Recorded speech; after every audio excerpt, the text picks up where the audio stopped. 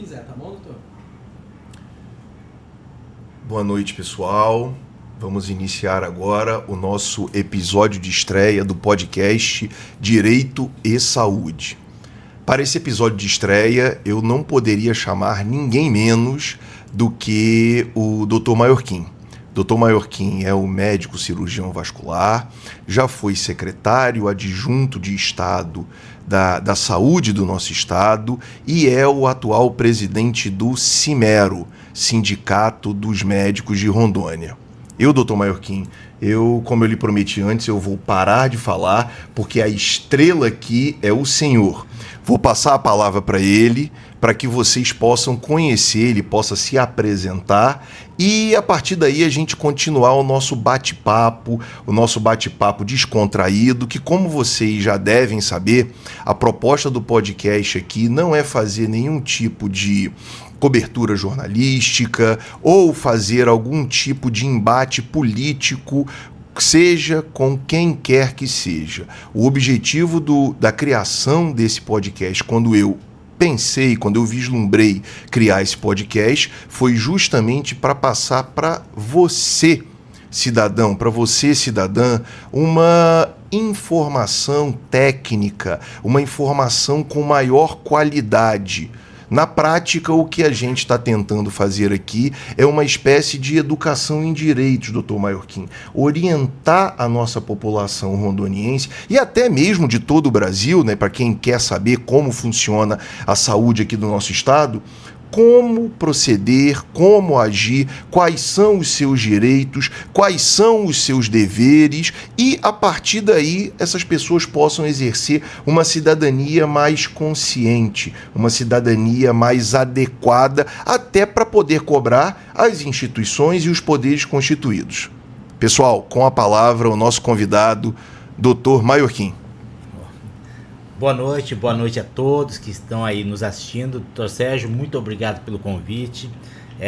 Me sinto lisonjeado em abrir esse podcast. Com certeza vai ser um grande sucesso.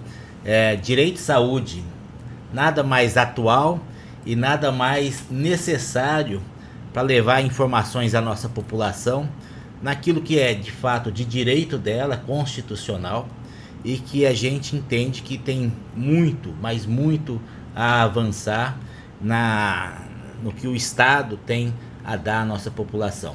É um prazer imenso estar aqui. Nós vamos falar muito de saúde pública, nós vamos falar muito de direito em saúde, nós vamos falar muito de perspectiva e eu acredito que vai ser um podcast muito legal. Fica aí conosco, vamos nos assistindo aí, vamos comentando. Que maravilha. Dr. Maiorquim, eu queria iniciar, como diz o Matuto, do começo. Já sendo redundante, eu queria que o Dr. Maiorquim contasse um pouquinho, para quem está nos assistindo, a história do Dr. Maiorquim, né? Como é que o Dr. Maiorquim cresceu, como é que o Dr. Maiorquim chegou a Rondônia, se ele é natural daqui do nosso estado de Rondônia, se não, como foi a formação dele, como é que foi a carreira dele e como ele chegou ao cargo de presidente do Sindicato dos Médicos de Rondônia. Vamos lá, vamos resumir, tá, pessoal? Olha só, eu sou natural de São Paulo, interior de São Paulo, cidade de Votuporanga. Só que eu fui criado no Mato Grosso. Então eu fui para São José dos Quatro Marcos muito pequenininho, 2 anos de idade. E em São José dos Quatro Marcos, lá no Mato Grosso, eu fiquei até os meus 18 anos de idade. Com 18 anos eu passei no vestibular e fui fazer medicina na Universidade Federal do Amazonas. Naquela época nós cursei a Faculdade Federal do Amazonas, medicina, e na faculdade, quando nós terminávamos, obrigatoriamente o Exército nos convocava. Então eu saio da faculdade e já entro no Exército Brasileiro. Fiquei no Exército como oficial, CPOR. Como oficial, exatamente. Entra como aspirante, faz um estágio de adaptação em serviço e um estágio de inserção em serviço. E eu fico no Exército 6 anos da minha vida inicial na profissão médica. E nesse período, então, o Exército me coloca aqui em Rondônia. E de lá para cá estou em Rondônia. Fiz especialização em cirurgia geral, depois fiz a parte de cirurgia vascular e endovascular. Mas antes disso, doutor Sérgio, eu fiz especialização em saúde da família pela UNIR.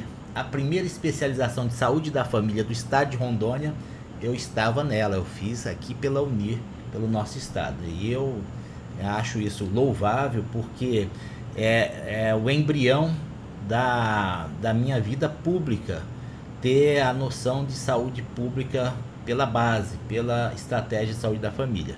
Atuei como médico de saúde da família durante muitos anos, conheço o Baixo Madeira, o Alto Madeira. A gente fazia, à época, uma estratégia de saúde da família rural, que era nos finais de semana, muito interessante, podemos falar sobre isso aqui. E aí entrei depois por convite para ser gestor público. Tomei um susto. Mas eu, gestor público, até falei, deve ser o meu irmão que era diretor da maternidade. Não, é você mesmo.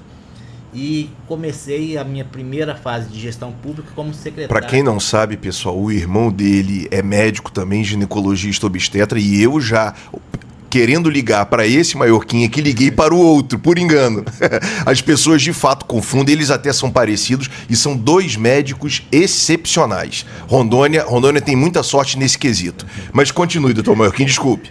Tranquilo. E aí fui convidado para assumir a Secretaria Adjunta de Saúde do município de Porto Velho. Naquela época, a gestão Roberto Sobrinho, faz um bocado de tempo isso, e foi um desafio, eu aceitei, entrei na gestão do município.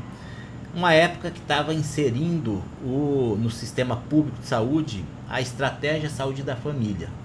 E eu já vinha da minha especialização, então estava afinado com isso.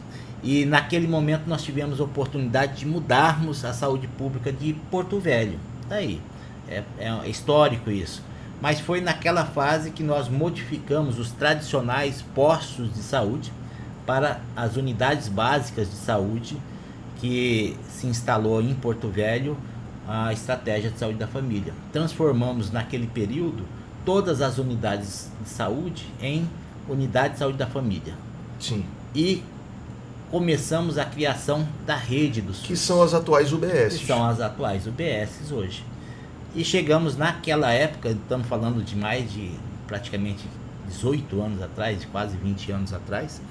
Naquela época já Porto Velho chegou a ter 78 equipes de saúde da família, uma cobertura interessante, acima de 70% de território, e com as linhas do SUS naquela época lá, de saúde da criança, do idoso, saúde mental, o hiperdia, a saúde da mulher, da gestante, já bem estruturada. Um case muito legal aqui em Porto Velho, lá atrás, coisa de 18 anos atrás.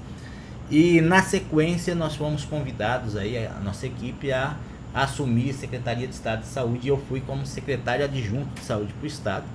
E fiquei um bom tempo e depois assumi a Secretaria de Estado da Saúde. Depois desse período eu me afasto da gestão e recentemente os colegas médicos me convidaram para participar do processo eleitoral do Sindicato Médico de Rondônia, a qual a nossa chapa foi eleita, e eu estou hoje como presidente do Sindicato Médico de Rondônia. Paralelo a isso, doutor, a vida de pessoal da saúde não é tranquila. Paralelo a isso, eu fui convidado para assumir a gestão de uma instituição de ensino, que é a Faculdade Metropolitana. Então eu sou coordenador do curso de medicina da Faculdade Metropolitana. Que maravilha, gerando e cuidando das próximas gerações de médicos. Com certeza, né? Com um foco muito responsável na formação de médicos aí, que vai ser entregue para a sociedade rondoniense, o Brasil afora. Doutor Maiorquim, antes da gente começar propriamente dito na chamada, que eu acho que todo mundo ali está esperando, né? Que é a privatização da nossa saúde ou terceirização. A gente vai perguntar para o nosso convidado aqui o que ele acha de tudo isso. Só que antes da gente chegar nesse ponto, eu tenho a visão, doutor Maiorquim, que a gente precisa antes esclarecer um pouco para quem está nos ouvindo um certo contexto, né? Um contexto histórico da saúde pública daqui do nosso estado de Rondônia. o senhor já começou a contextualizar a questão onde o senhor trabalhou, que foi na criação das unidades básicas de saúde do Programa Saúde da Família aqui no município de Porto Velho. Enfim, eu creio que esse tema privatização ou terceirização, ele, para ser melhor compreendido, a gente precisa contextualizar um pouco melhor. Sendo assim, eu queria deixar a seu cargo, como eu disse no início, a estrela que o senhor... Eu poderia fazer uma sequência de perguntas, mas talvez não seja a sequência que o senhor imagina. Tenta explicar para a gente, tenta contextualizar para a gente um pouco o que é a saúde pública de Rondônia hoje, o que foi a saúde pública de Rondônia no passado e como chegamos mais ou menos nesse estado de coisas. Bom, o contexto de saúde pública ele é complexo, mas vamos tentar dar uma pincelada nisso para quem está nos assistindo, para gerar um entendimento.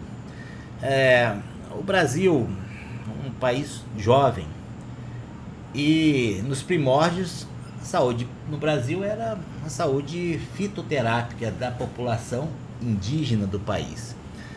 Quando veio para cá o rei, criou-se a primeira escola de saúde no Brasil, isso é 1800, início de 1800.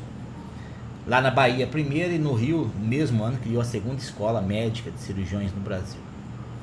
Ali está o embrião de saúde pública. Nesse interim da saúde indígena para cá, pro tomógrafo, o angiógrafo, o Da Vinci, o robô, nós tivemos um processo evolutivo na saúde. E nós tivemos um processo evolutivo na saúde pública. Até 1890, saúde pública não era algo existente no país com um foco político.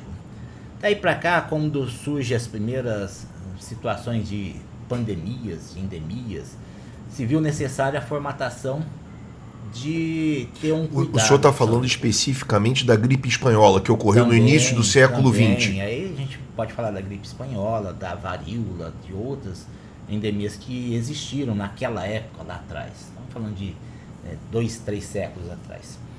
De lá para cá se viu necessário uma formatação de cuidado com saúde pública e nesse processo evolutivo criou-se políticas de saúde pública no nosso país.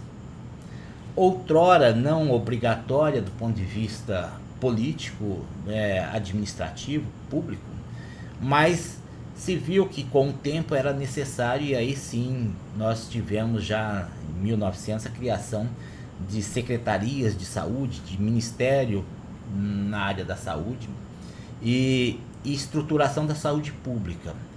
Veio os adventos da pandemia e aí a gente pode voltar na história e pegar desde Oswaldo Cruz nas políticas públicas que foram construídas e gerou-se então... Início do século, a revolta da vacina em 1908. O pessoal fala hoje da vacina da Covid, lá naquela época já teve confusão com vacina. E muita.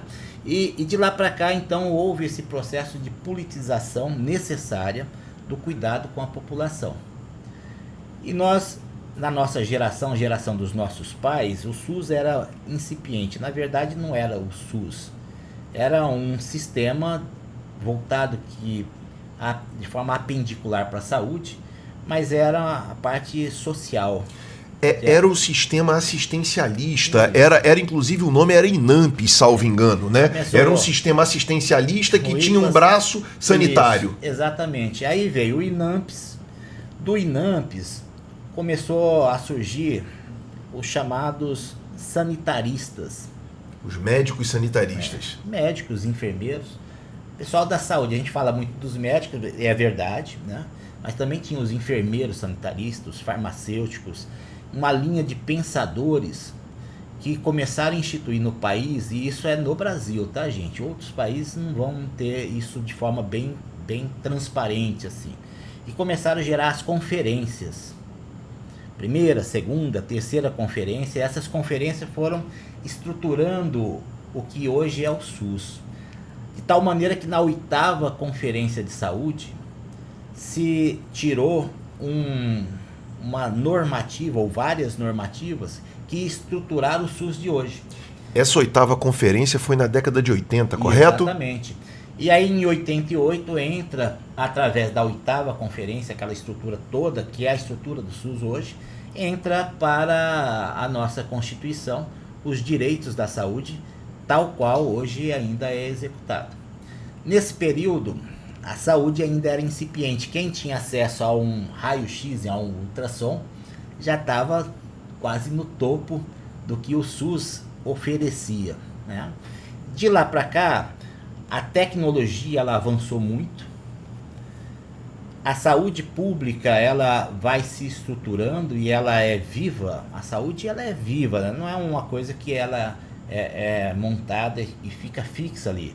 Ela tem que se moldar conforme a evolução. Ela é dinâmica, né? Dinâmica, altamente dinâmica e altamente diferenciada. O que hoje é necessário, amanhã pode ser que não seja e não será realmente. E isso tem que ser alcançado pelos gestores. Quando entra essa estruturação e entra o SUS brasileiro, e aí entra esses fomentos de redes, de formação de redes, que aí nós estamos falando da atualidade. Olha que nós demos um passeio, hein, gente? Estamos viajando hoje, mas vamos lá. E essa formatação atual hoje de redes de saúde, de redes de proteção, de integração de redes, onde o gestor que realmente queira gerir saúde pública tem que ter o conhecimento disso, para entender o que ele tem que fazer, porque se ele não conhece redes, ele não pode ser o gestor de saúde pública. Então ele tem que conhecer o que ele vai aplicar. E nesse contexto, nós temos a formação atual do SUS. Então nós temos uma rede de atenção primária à saúde, uma rede de atenção pré-hospitalar, uma rede de atenção hospitalar que entra a urgência e emergência, e essas redes são fomentadas através de gestão pública de saúde. Esse era o contexto do desenho. Só que se viu que para fomentar essas redes, doutor Sérgio, há uma dificuldade da atividade meio muito grande. Por quê?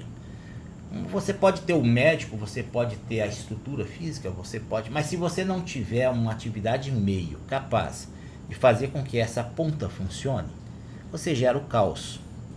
Então esse alinhamento entre a estrutura administrativa de uma Secretaria de Saúde e as estruturas de finalidade de ponta, que é onde vai acontecer a saúde pública ali, a oferta do serviço, ela tem que estar muito bem alinhada.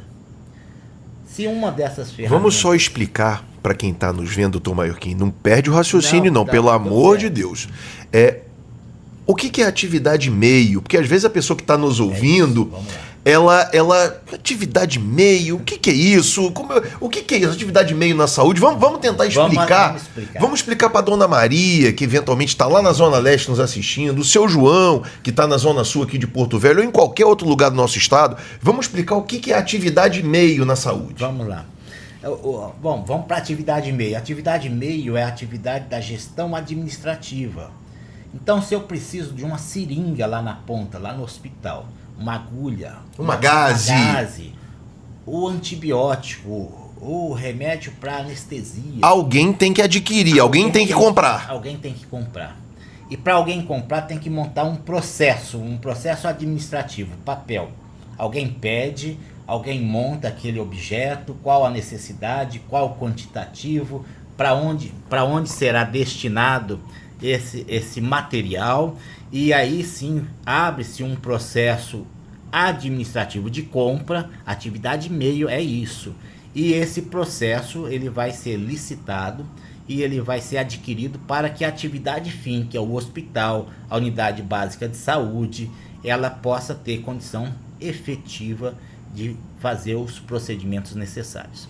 Em resumo, a atividade fim é quem está lá no hospital salvando na prática a vida, e a atividade meio é quem gera os meios para que isso ocorra. É quem constrói o hospital, é quem entrega os equipamentos, é quem entrega aquela gaze, aquela agulha, aquele comprimido. para que a pessoa possa ter a sua saúde melhorada. Correto, doutor Marquinhos? Correto. Para que o hospital lá funcione, para que a unidade básica de saúde funcione, essa atividade meia tem que existir e ela tem que ser muito bem integrada, ela tem que estar muito bem ativa. Ela não pode ficar na passividade, porque senão lá vai faltar o remédio, lá vai faltar a gás e o esparadrapo. Então, essa estrutura complexa e que entra outros vetores aí necessários, vou dar um exemplo básico. Ora, se eu preciso do médico lá no pronto-socorro João Paulo II, do cirurgião, eu preciso que a atividade meio, ela faça um concurso público. Se o senhor quiser comer, fica à vontade, tá? Tem Já, salgadinho tá, aqui, tem. Se já, quiser já comer, eu não vou me fazer de rogado, não. Eu tô com fome.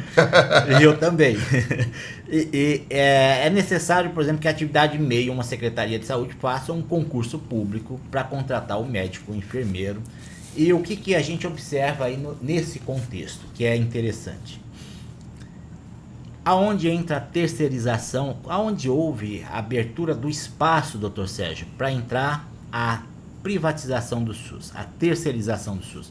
Porque já nas próprias conferências, na 8ª conferência, lá atrás, lá em 88, na Constituição, já estava previsto uma necessidade complementar para esse sistema de rede de atuações de serviços privados. É previsto isso em lei. Em suplemento, em apoio à saúde pública. Complemento, de forma complementar. E tudo bem, e está tudo certo isso. Só que o que a gente vem observando nesse... Antes eu quero fazer uma perguntinha que pode parecer boba, mas o nosso convidado aqui tem plena capacidade de respondê-la, creio eu. Tem diferença entre privatização e terceirização? Na visão do senhor? Na minha visão, não. A minha visão é o termo terceirização, privatização, significa a execução daquela atividade fins por meio não público. E aí pode entrar uma linha de PPP, de OS ou de compra de serviços. PPP, pessoal, é parceria público-privada. É o Estado brasileiro, o município, o Estado, a União, fazer um pacto, fazer uma parceria com uma empresa privada para que essa empresa execute determinado serviço. Pode ser a construção de um prédio, pode ser a execução de serviços hospitalares, pode ser a construção de uma estrada, enfim, é um modelo de gestão pública que é permitido pelo ordenamento jurídico brasileiro. Continue, doutor. E aí... Eu prometi que eu não ia falar. Eu não estou conseguindo me controlar. E aí qual que é o grande questionamento? E eu sou um médico voltado para o SUS. A minha formação é dentro do SUS.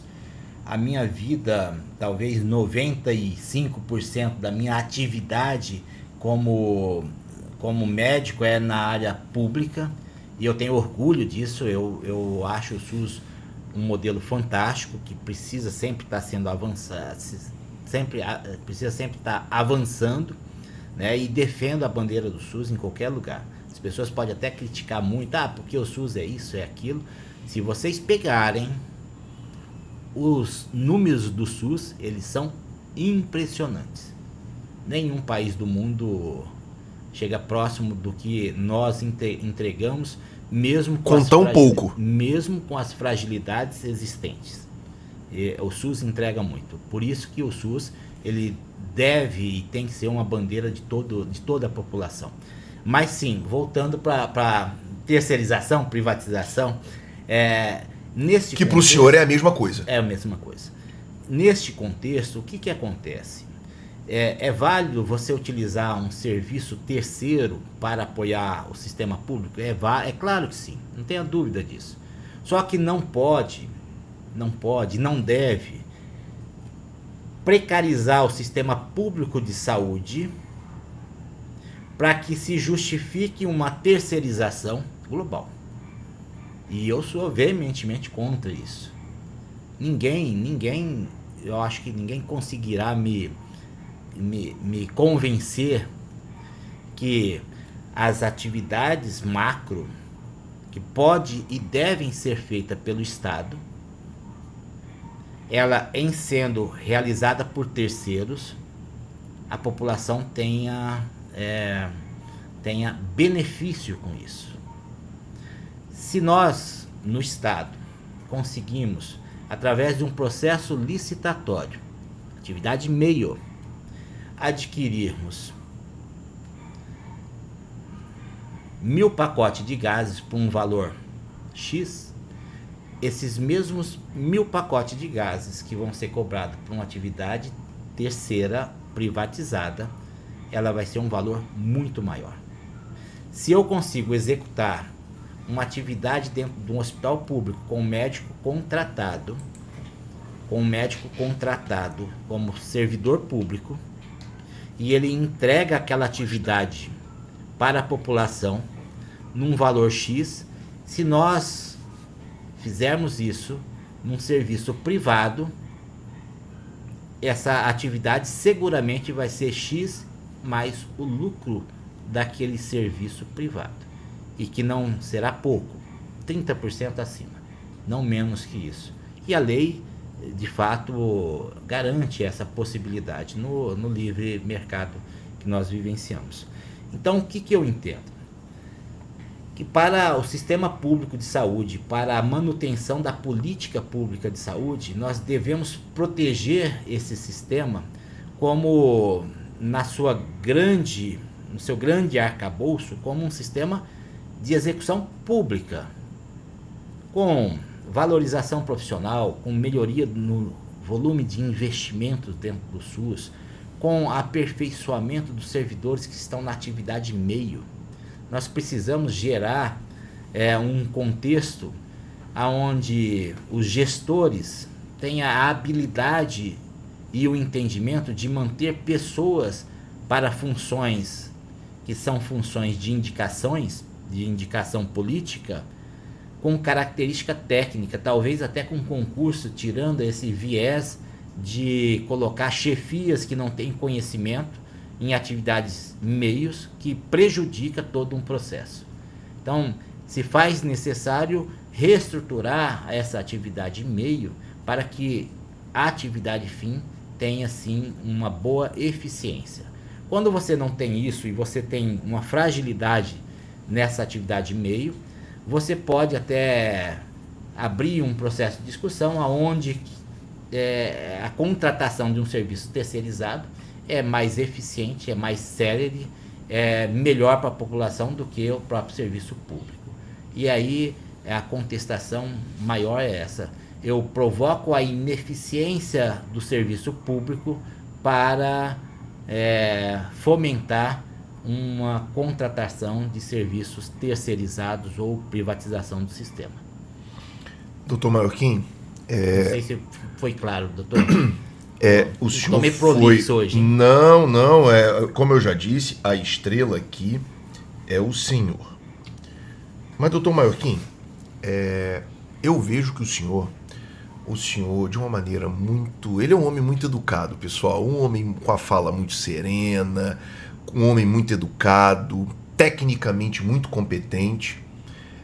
Mas eu não sei se eu entendi errado, mas a fala do senhor foi uma fala muito, muito dura, muito contundente.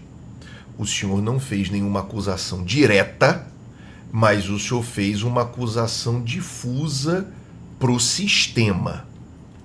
Eu quero chegar lá no fundo disso, mas antes de chegar no fundo, eu queria, como eu já disse, esse podcast aqui é um podcast de conscientização. Eu faço questão, doutor Maiorquim, que a população entenda. Eu não quero que a população saia daqui só com a opinião técnica do doutor Maiorquim. Eu quero que a população entenda como é que o sistema funciona. É importante isso. É importante a dona Maria, o seu João, o seu Joaquim, a dona Silvia entenderem como é que eu percebo isso na minha atuação profissional, Maiorquim. Muita gente não faz ideia de como funciona o sistema SUS. Vamos tentar esclarecer um pouco, tá, pessoal? Muita gente não faz ideia Vem cá, eu estou me sentindo mal em casa. Por exemplo, eu estou com falta de ar. É um sintoma que bem inespecífico, né? Pode ser um monte de coisas, né? Pode não ser nada, pode ser uma crise de pânico e pode até ser câncer, né? Dependendo da situação, né? Eu não sou médico não, tá, pessoal? Mas aonde essa pessoa deve ir? Eu sei que você não está na gestão agora, né? Mas você já esteve na gestão e, além do mais, você é um médico competente e um profissional que se qualifica como sanitarista, né? Eu vejo muita dúvida quando a gente vai lá fazer o atendimento daquela pessoa que procura na defensoria, quando você fala, você tem que ir na unidade básica de saúde fazer uma regulação. Parece que você está falando algo em grego ou em aramaico, né?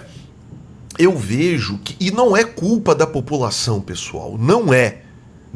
Eu vejo que aí a gente já vai até fazer um corte, uma certa transeccionalidade aí, interseccionalidade, no sentido de que o nosso sistema educacional também ele é muito falho, né? Eu sou pai, pessoal, tenho uma menina de 16 e outra de 7. Elas podem aprender equações complicadíssimas na escola. Mas muitas vezes, Maiorquim, ela não sabe coisas básicas e ela fica me perguntando coisas do tipo: pai, eu tô vendo esse terreno aqui na cidade abandonado, ninguém vai fazer nada, não? Eu não tô fugindo do assunto da saúde, não. Eu tô dizendo que se os nossos filhos, as nossas filhas, que a gente tem que reconhecer, Maiorquim, somos privilegiados. Sim, sim.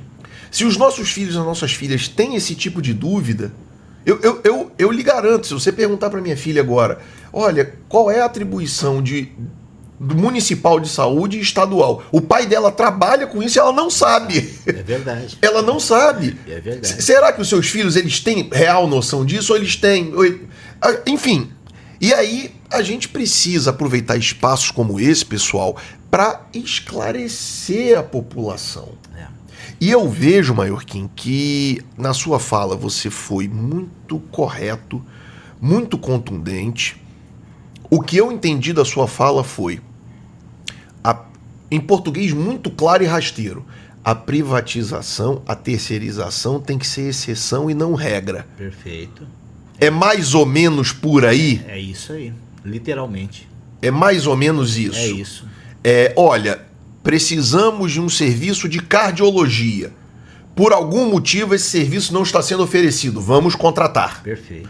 Precisamos de um serviço de nefrologia. Problema nos rins, para quem não entende. Problema nos rins.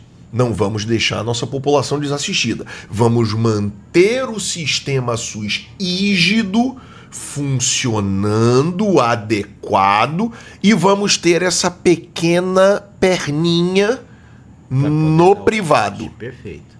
É isso, literalmente isso. É isso que o senhor está dizendo. É isso que eu estou dizendo.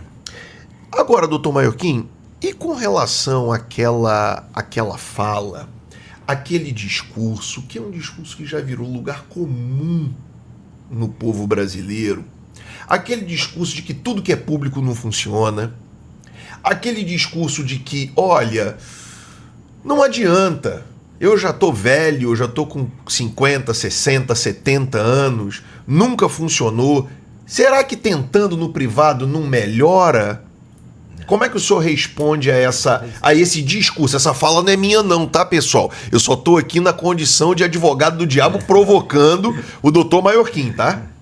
O que acontece? É fácil o discurso, né? O discurso, não funciona, não tem resposta. Mas o senhor reconhece que tem muito esse discurso? Tem muito, porque o SUS, vamos lá, a legislação do SUS, na minha visão, tá, pessoal? Na minha visão, ela é uma legislação que coloca o gestor em uma espécie de uma situação utópica, porque a lei, ela está dizendo que o gestor, ele tem que ofertar tudo, na integralidade. Esse é o termo.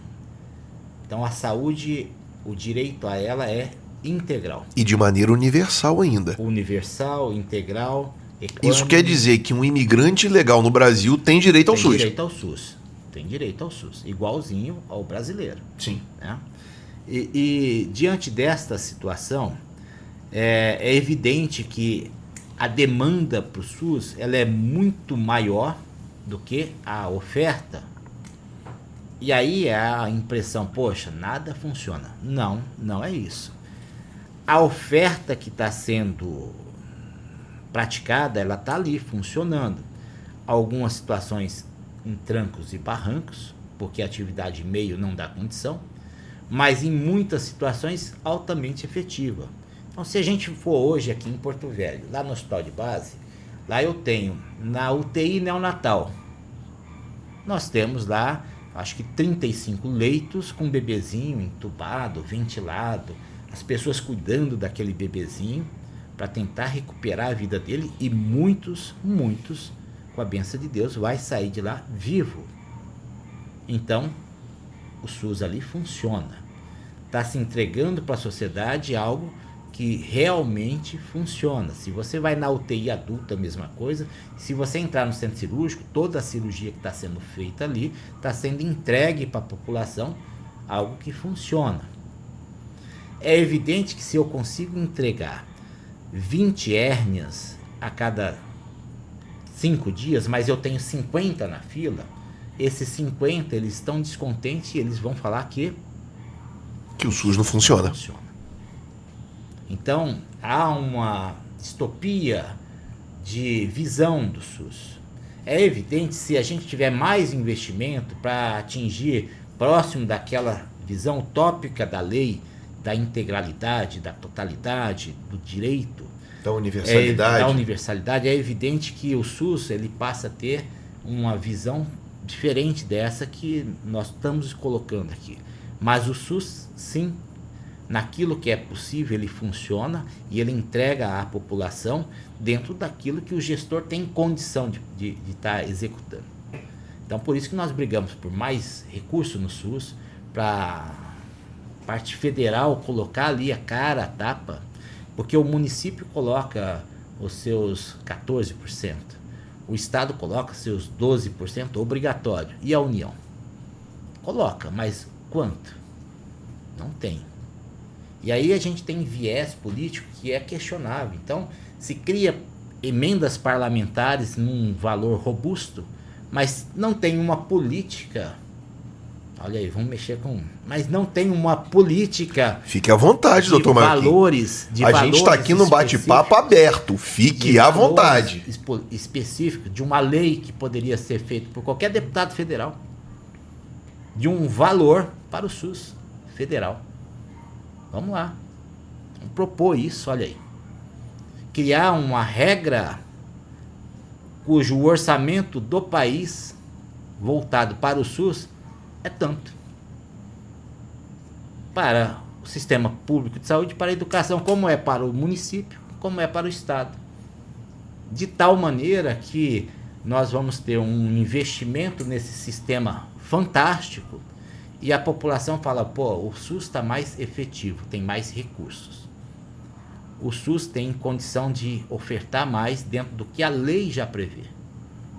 Então, o SUS deve sim ser defendido. É uma bandeira que eu não abro mão dela. E acho sim que tem muitas posições políticas que precisaria vir à tona para melhorar esse sistema. Um deles é essa que eu acabei de falar, tá aí. Fica uma proposta para os nossos deputados federais. Quem sabe tem alguns até nos vendo, né? Não sei. Doutor Marquinhos, o senhor tocou num ponto da atividade meio que me parece ser um gargalo muito grande para atingir aquela população que é a atividade fim, atingir o povo que está na ponta. Como é que o senhor acha que a gestão pública, seja municipal, seja estadual e até mesmo a nível federal, ela pode atuar para resolver esse gargalo? Seria capacitação? Seria melhorar os quadros? Qual seria? Eu tenho a minha opinião, né? Mas eu quero primeiro ouvir a estrela da noite aqui, que é o senhor. Tá. O que eu observo? Cada vez mais, quando você se dedica para um sistema público de saúde e você tenta conhecê-lo, você observa que as grandes fragilidades estão na ausência de pessoas com formação apropriada para aquela finalidade. Quando você tem mudanças, que é natural do nosso regime político, eleições a cada 4 anos, e passam a eleição, quando entra um novo gestor, há uma mudança. Na verdade, temos eleições a cada 2 anos, né? Mas eleições municipais no ano e daqui a 2 anos eleições estaduais e federais. Mas as mudanças se dão num ciclo de cada 4 anos. Sim. Né? Então, de cada ente. De cada ente. Então eu tenho hoje uma estrutura de saúde na prefeitura. E eu vou voltar na questão anterior que nós não falamos. Sobre a Dona Maria que está lá no bairro. Sim. Para ela entender um pouco o sistema. Então a Dona Maria mora ali próximo de uma unidade básica de saúde.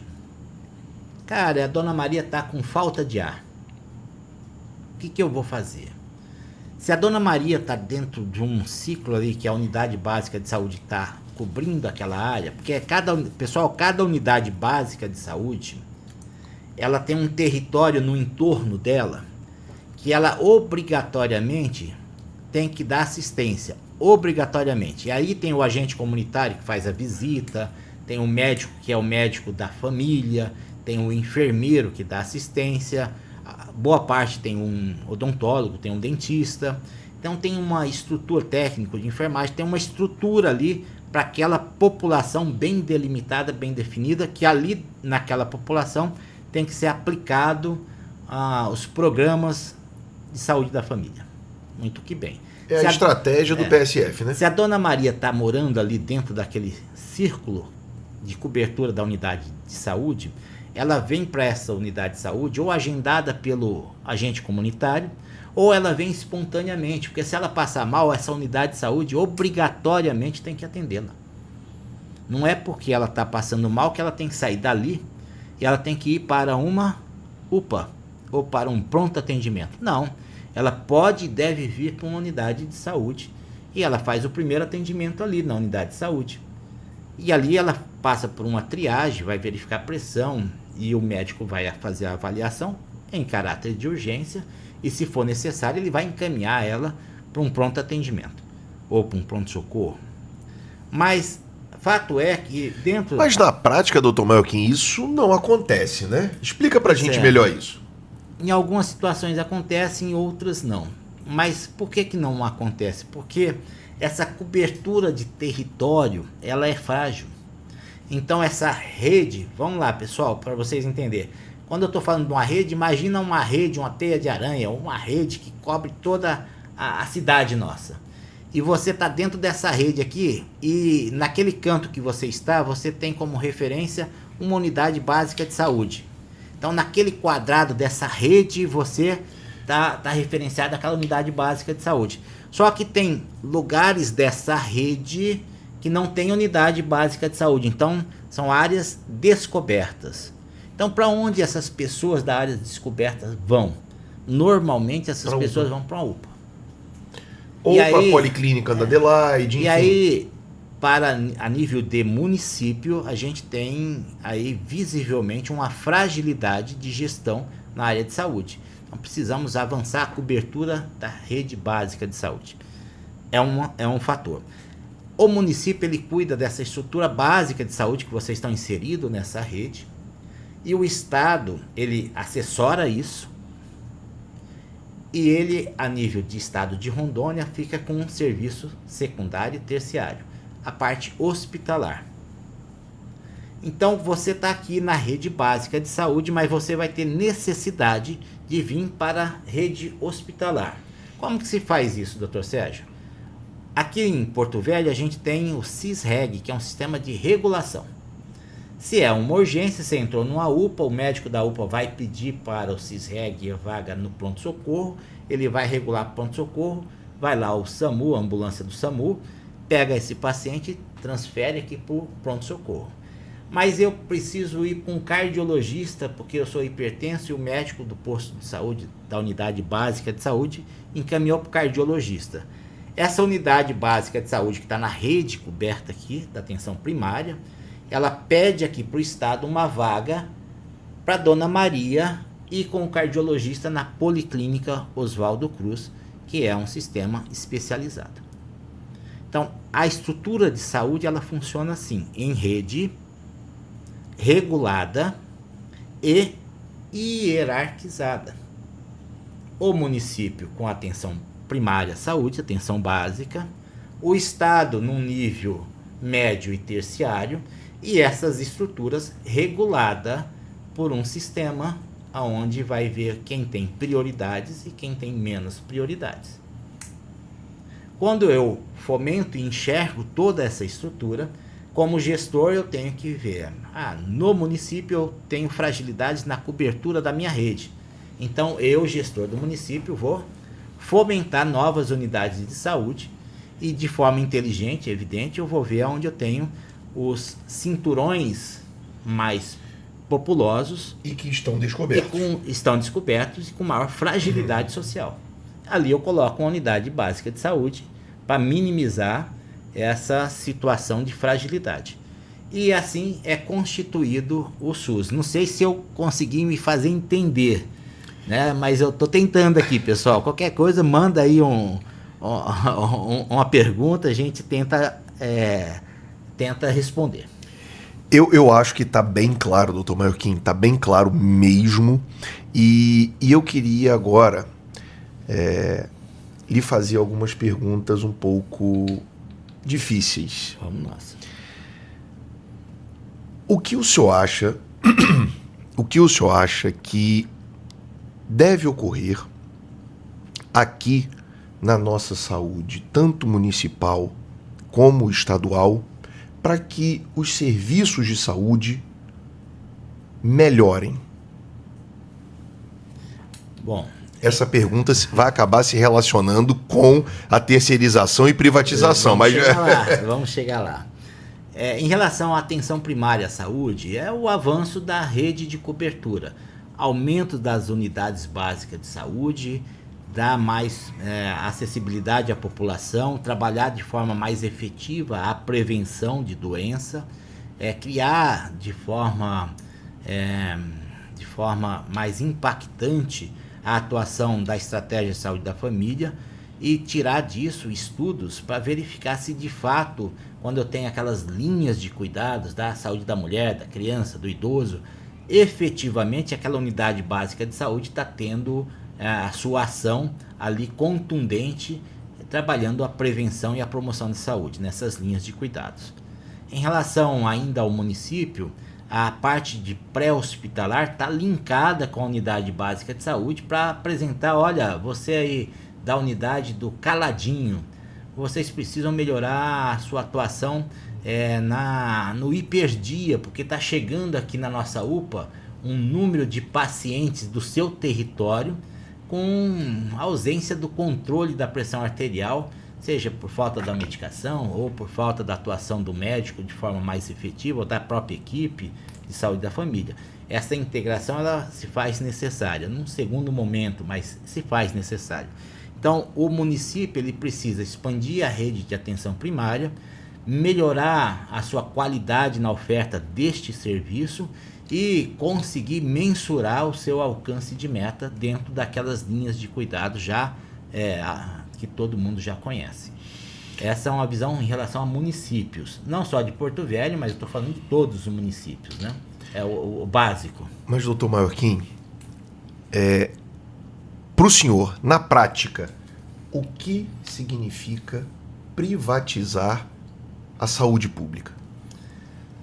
Na prática, significa passar a responsabilidade para o serviço privado num custo maior pela ineficiência do serviço público. Na prática, quando estamos falando isso de forma integral, evidente. Agora, quando eu estou falando de serviços específicos, pontuais, realmente se faz necessário. Então, eu vou dar um exemplo aqui. eu preciso ter... Vamos dar um exemplo que hoje está acontecendo. Dentro do hospital de base eu tenho um serviço de cateterismo, hemodinâmica.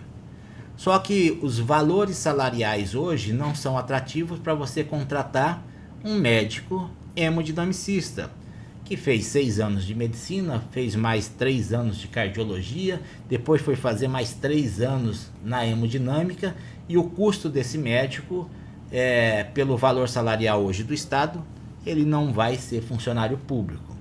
Então o Estado pode sim contratar, através de uma empresa, um número de médicos hemodinamicistas que vai atuar dentro do hospital de base para fazer os cateterismos cardíacos e outros procedimentos.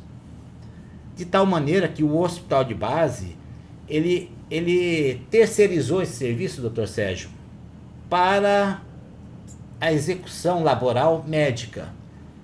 Mas o catéter, o stent, o fio-guia, o equipamento, os outros servidores, enfermeiros, técnicos, que se faz necessário para a execução do procedimento médico, ele é fornecido para o Estado.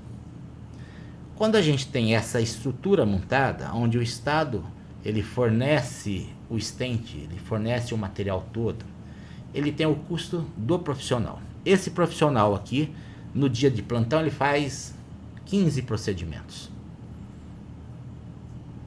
Se o Estado comprar 3 procedimentos no serviço privado de forma integral, aonde o Estado vai ter que pagar não só pelo serviço médico, mas pelo stent, pelo catéter, pelo aparelho que vai ser utilizado, pela estrutura que vai ser utilizado, é bem possível que 3 procedimentos desse tenham o custo dos 15 que o Estado fornece para a população. Portanto, o que o senhor está dizendo com outras letras é: a privatização não é solução para a falta de investimento público, correto? Correto. A privatização, ela, quando vista de forma integral, ela é a justificativa, vai vendo, você dura, hein? É a justificativa da ineficiência da gestão pública na sua integralidade. E só se justifica a terceirização aonde o Estado não tem o alcance para execução, como esse exemplo claro que nós demos aqui. Custo-benefício, o Estado não tem o alcance de contratar o neurocirurgião. Na visão do senhor, Dr. Maiorquim, a privatização ela vai trazer mais igualdade ou mais desigualdade nesse acesso? Pois é. A privatização ela pode trazer mais eficiência. E agora, hein? Contradição danada. Mas o senhor acabou de falar, falei, é isso. A privatização traz mais eficiência, porque a atividade meio da privatização, quem vai comprar na privatização, ele não está submetido à lei da gestão pública. Então ele pode ter uma celeridade no processo de compra muito maior do que um processo administrativo público. Então ele consegue ir lá na prateleira da fábrica tal e falar, eu quero esse equipamento. E ele coloca esse equipamento, enquanto o Estado vai ter que licitar, vai ter que se preparar. Então quando o Estado está ruim nesse processo licitatório, que faz com que as coisas lá na ponta não aconteçam, ou as coisas lá na ponta sejam morosas, aí vem a justificativa. Olha, mas veja bem, o paciente está internado no hospital de base, Dr. Maiorquim, 60, 70, 80, 100 dias para fazer um tratamento de uma prótese de quadril, porque o Estado não consegue comprar a prótese, porque tem que licitar, tem uma série de problemas nesse inteirinho. Não seria 1000 vezes melhor pegar esse paciente no primeiro dia e colocar num serviço terceirizado, privado, e pagar? Não seria muito melhor para o Estado? Claro que seria. Só que a minha justificativa de ter feito isso é porque eu fui ineficiente na minha atividade meio. E se eu pegar no isso planejamento, como... inclusive, Dr. Maiorquim? Sim. E se eu pegar isso como regra, acabou o SUS. Acabou o SUS. Então, o que eu entendo? Que se você tem uma boa E equipe, aí o senhor está me dizendo que, com outras palavras, que o Sistema Único de Saúde ele está ameaçado com a privatização? A Sim. privatização ameaça a existência do Sistema Único de Saúde? eu não tenho dúvida disso. Se a gente voltar para a guerra que foi a criação do SUS, olha pessoal, a criação do SUS não foi algo assim tranquilo, aconteceu de boa. Se vocês voltarem um pouquinho... Eu vou até comer mais um salgadinho, sabe? Doutor Sérgio, se for para as conferências de saúde, a guerra política e técnica que existia naquela época, de pessoas que eram dedicadas a isso, para criar esse sistema público de saúde, era algo que hoje é inimaginável. Então hoje nós não temos talvez homens, vai vendo o que eu estou falando, com aquele perfil de com aquela vanguarda, com aquela fibra e aquele conhecimento para estruturar um sistema público de saúde que é o SUS brasileiro. E quando a gente abre esse viés onde a ineficiência da execução pública ela está sendo sobreposta por serviços terceirizados que visam lucro. Ninguém, doutor Sérgio, em sã consciência, ninguém pode dizer que aquela OS sem fins lucrativos assumiu o hospital tal porque é boazinha. Alguém vai acreditar nessa história? Eu não acredito.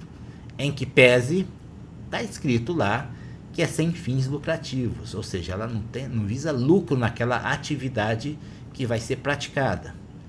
Mas quando você vai para o papel, aquele procedimento vai ter custo e alguém vai ganhar algo com aquilo. Então, as atividades no meio de privatização visa lucro. E o SUS não é algo para dar lucro a terceiros. O SUS é um sistema para fazer o maior volume de entrega para a população dentro daquele valor que ele tem disponível. É para gerar bem-estar social. Perfeito. Agora, doutor Maiocchin, uma pergunta, eu acho que ela é fácil, mas ao mesmo tempo acho que ela é complexa, porque o SUS é complexo. Na opinião do senhor, vai ficar mais caro para o paciente se tratar em termos unitários? Ou seja, um tratamento, pelo que eu estou entendendo que o senhor está dizendo, um tratamento que, digamos, custaria uma cirurgia que custaria 10 mil reais, no privado iria custar, segundo o senhor, no mínimo 30, 40%. Essa cirurgia sairia mais cara. Portanto, fariam-se menos cirurgias. E iria ficar mais caro para o cidadão brasileiro se tratar, olhando por esse ponto de vista? Sim, por esse ponto de vista, sim. Vou dar um exemplo. Se eu tivesse no sistema público de saúde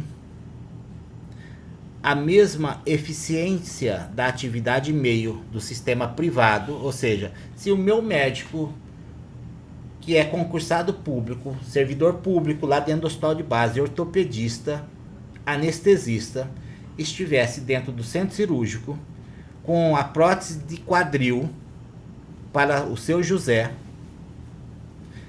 no mesmo tempo de disponibilidade, igual do serviço privado do Hospital Albert Einstein, qualquer que seja aqui, o custo para essa cirurgia seria infinitamente menor do que esse aqui, onde visa lucro. Qual que é o grande problema?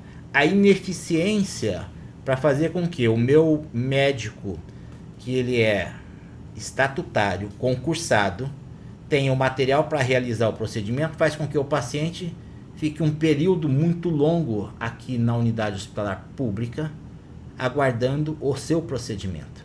Gerando custo. Gerando custo. Toda diária de hospital tem um custo. Ora, se eu tenho essa ineficiência aqui, e eu olho para o serviço privado e comparo que o seu José ficou 100 dias no hospital, 50 dias dele é o custo da cirurgia aqui no serviço privado. Mas eu estou aqui com o meu cirurgião, com o meu anestesista, com o meu centro cirúrgico. À disposição. À disposição. E qual que foi o problema? Não chegou a prótese. Mas aqui, o serviço privado compra prótese na padaria não, mas na prateleira de qualquer empresa. Doutor No Maiorquim, tempo hábil. vamos começar a esquentar um pouquinho? Vamos lá. Já esquentamos um pouco. Hein? Na visão do senhor, doutor Maiorquim, quais são os interesses por trás dessa pauta, se é que existem interesses por trás dessa pauta? Vamos lá. Há instituições privadas, PPP, OS, que são, vamos dizer, sérias, que têm um caráter de entrega daquilo que foi contratado. E aí eu vou pegar um cenário nacional. Então há cases de sucesso onde esse modelo privatizado ele realmente tem boas entregas, em que pese que nós já discutimos que esse custo é muito maior se aqui fosse eficiente. Diminuindo o número unitário de entregas. Perfeito, perfeito. Aqui, se eu tivesse a eficiência de deixar o meu profissional com tudo que é necessário, igual é aqui no privado, aqui eu ia fazer 3 vezes mais do que no custo aqui. Mas como aqui não é eficiente, então eu enxergo no meu desespero que é melhor eu vir para cá, porque aqui é eficiente, aqui vai ter entrega. Sim. Em que pese que o custo aqui vai ser maior. Mas existe, e aí se vocês derem um Google aí, fraude em terceirização na saúde, vai aí no Google e dá um Google. Rio de Janeiro, São Paulo, Minas Gerais. Eu vou dar um Google aqui. Nós vamos ter de monte instituições que não são sérias e que trouxeram prejuízo para o sistema público de saúde graves. Na pandemia, então, nem se fala. Mas na atualidade, como nós também temos algumas instituições que sim, que fazem a entrega de forma É porque, doutor ordenada. Maiorquim, a gente está começando agora o nosso podcast, esse aqui é o podcast estreia, peço até desculpa para vocês. Nos futuros a gente vai ter uma televisãozinha aqui, né, Felipe? Vamos ter uma televisãozinha para mostrar aqui. Mas olha, apareceram notícias oficiais da agência GovBR, Operação Conjunta desmonta quadrilha que fraudava terceirizações no SUS. CGU e Polícia Federal combatem fraudes em licitações de terceirização. Ministério Público de Campinas, liminar impede fraude na contratação. Ministério Público do Estado da Bahia, realidade e prática de fraude na terceirização de eventos da saúde. Uma notícia de sindicato aqui, terceirização na saúde aumenta custos e abre as portas. E são inúmeras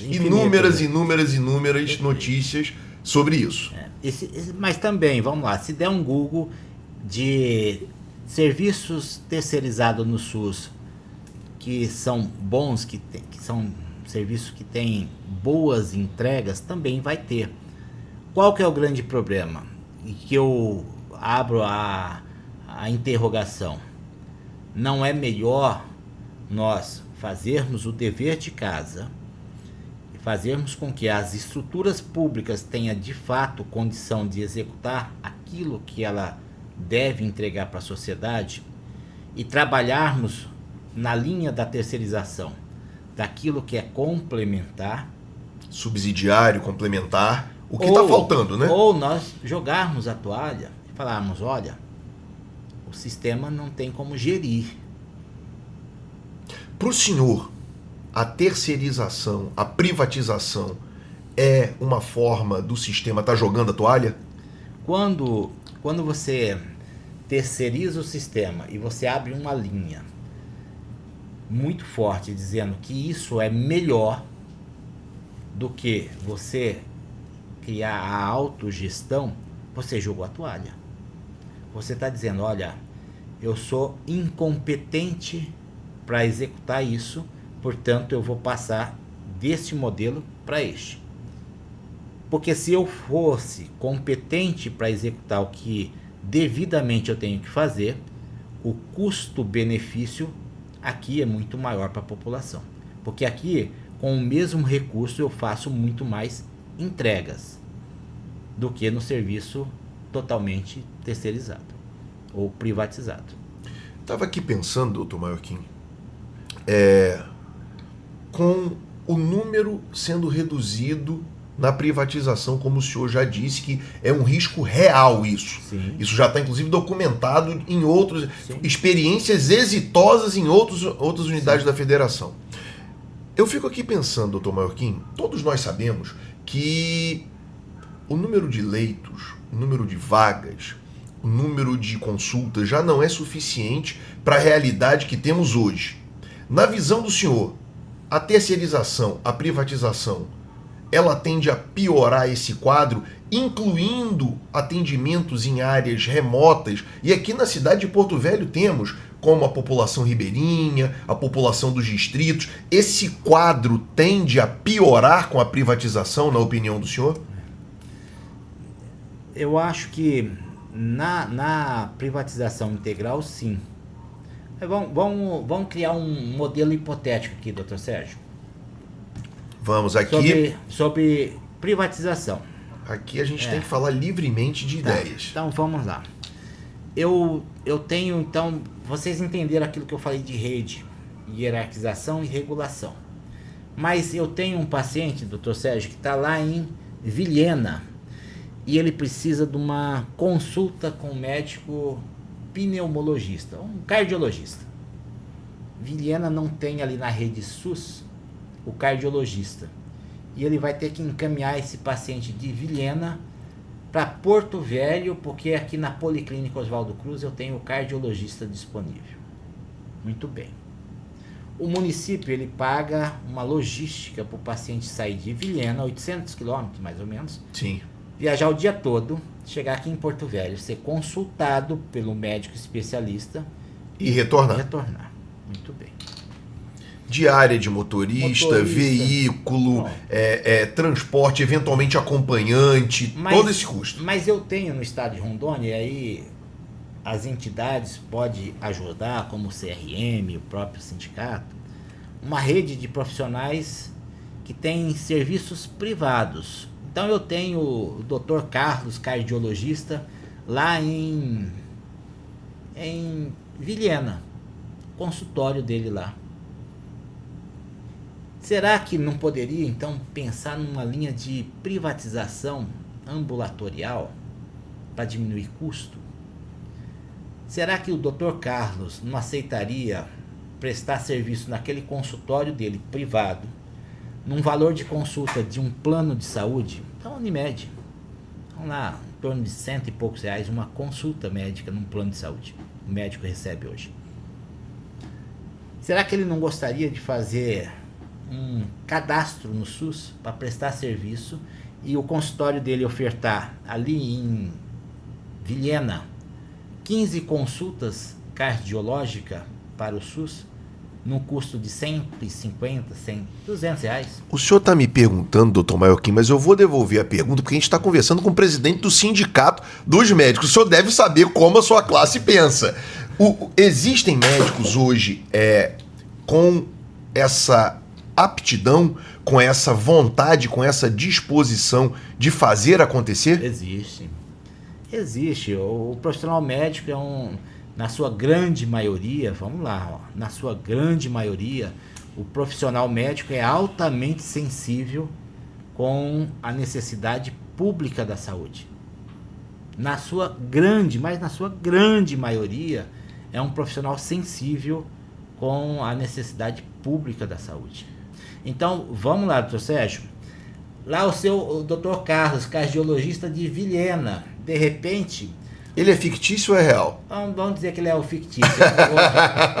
De repente, a gente vai provocá-lo. Olha, o Estado abriu cadastro para médicos especialistas que queira ofertar seu serviço de consultas especializadas para o SUS num valor X e um plano de saúde.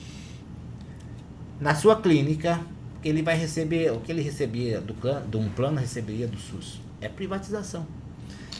De tal maneira que ele vai ofertar o serviço para dona Maria, que ia andar 800 km com a diária do motorista, gasto de ambulância ou de carro, lá vai. Para ela ter acessibilidade mais rápida, mais célere, num consultório privado, para uma consulta do SUS. que o SUS ganhou com isso? Nós ampliamos a nossa rede, nós criamos mais acessibilidade e nós diminuímos um custo racional de gestão. O Sindicato dos Médicos apoia essa causa, doutor Marquinhos? O Sindicato dos Médicos pode discutir essa causa com qualquer gestor, inclusive fazendo com os próprios médicos uma situação de uma assembleia para discutir uma prestação de serviço para o SUS, desde que haja um chamamento público num valor que seja um valor de interesse da sociedade. Entendi. Ora, se o médico tem interesse em prestar uma consulta para um plano de saúde, Bradesco, Unimed, GEAP, tem 300, num valor X, naquele valor ele pode prestar para o SUS, num quantitativo ali regulado pelo CISREG, onde a Dona Maria vai chegar com dia e hora marcada lá no Dr. Carlos, na própria cidade dela. É uma terceirização racional. Um sistema... Portanto, de maneira categórica, o Simero não é contra toda e qualquer privatização. O Simero ele é a favor de uma privatização que não substitua o sistema público, o sistema único. O Simero, o Simero é uma entidade que ele representa todos os médicos, inclusive os médicos que têm os seus interesses privados. Mas, evidentemente, o Simero é uma instituição que defende o SUS. Importante isso que ele acabou de falar aqui. Repete aí, doutor Marquinhos, por favor, que eu acho que isso vai dar corte, hein? Eu acho que isso vai dar corte. Repete aí, o Simero... O Simero é uma instituição que defende todos os médicos, a classe médica de forma integral. Integral. Mas é evidente que o Simero, ele tem uma linha de defesa muito focada no sistema público de saúde. É obrigação de qualquer entidade defender o interesse da população, que é muito maior do que a entidade em si. E a telemedicina, doutor Marquinhos? O senhor entende que a telemedicina no sistema público, o sistema único de saúde, ele é viável, ele é interessante, ele atinge populações remotas e eventualmente até não tão remotas, mas nesse caso de Vilhena, para evitar esse deslocamento, o senhor entende, o senhor como presidente do Sindicato dos Médicos de Rondônia, o Simero é a favor? Hoje já está regulamentado pelo Conselho Federal de Medicina. É uma ferramenta extremamente útil para qualquer gestor. Vamos pegar um exemplo, doutor. Lá em São Carlos. No distrito de São Carlos, pessoal. Aqui em Porto Velho é uma comunidade que só se acessa através do rio. Do rio, né? Vamos lá, Nazaré, São Carlos, Papagaio, sim. Cujubinzinho, Aliança, vai descendo toda a região do Baixo Madeira. Do Baixo Madeira. Lá na unidade básica de saúde que tem nessas comunidades. Eu estive lá recentemente, eu estive lá há mês, 2 meses atrás. Legal, eu desci o Baixo Madeira 10 anos da minha vida. Adoro. Um abraço pro pessoal do Baixo Madeira. Se lá numa unidade básica de saúde a gente conseguisse colocar o televisor ou o computador linkado com a Policlínica Oswaldo Cruz e pegasse o médico cardiologista aqui da Policlínica em Porto Velho. Policlínica de Porto Velho, e colocasse ele um dia da sua atividade laborativa na telemedicina.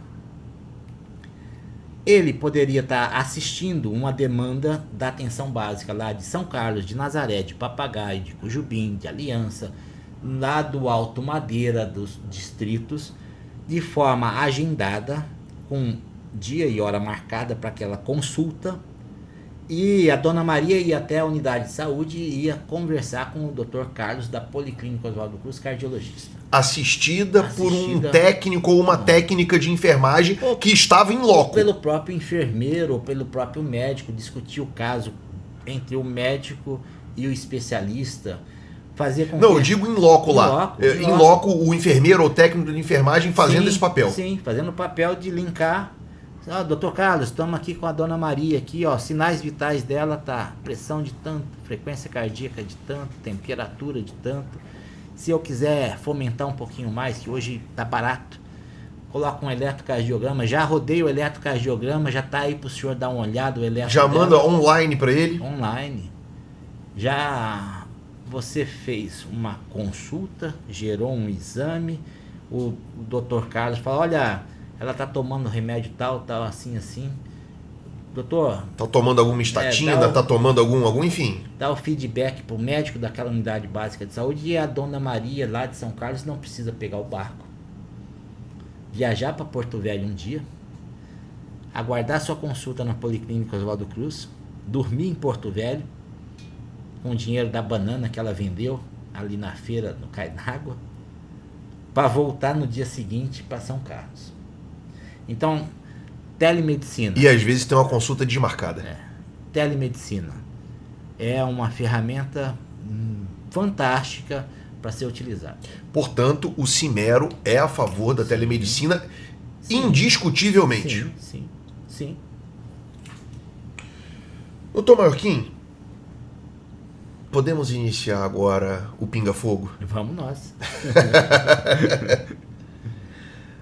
Doutor Maiorquim, na sua visão, se é que tem, né? Quem é que lucra? Quem é que ganha com a privatização da saúde? Ganha-se mais o prestador do serviço. Ele visa lucro. Ninguém monta uma empresa com um custo altíssimo, aonde não vai ter lucro algum. Nós temos alguns exemplos. Nós temos exemplos que eu entendo, eu pessoalmente não posso falar que é o sindicato, mas a minha pessoa, eu entendo que são eficientes. Vou dar o exemplo para o senhor, na minha visão, o Hospital do Amor. Serviço privado. Serviço privado. Só que ele oferta para o estado de Rondônia uma qualidade e uma acessibilidade que o estado, que eu digo, a Secretaria de Estado da Saúde, para chegar naquele nível, iria demorar muitos anos. E olha, se conseguiria chegar naquele nível, porque ali é um serviço altamente especializado, focado só para aquela atividade finalística. E a CESAL tem um universo para cuidar. E aquela atividade Hospital do Amor, ela é uma estrutura hoje que ela não recebe só fomento financeiro do Estado para manter aquela estrutura como um todo. Ele tem outros métodos de adquirir, de conseguir recursos, de doações, de leilões, de uma série de coisas, que é uma expertise deles, administrativa deles, que ajuda a sustentar aquela atividade.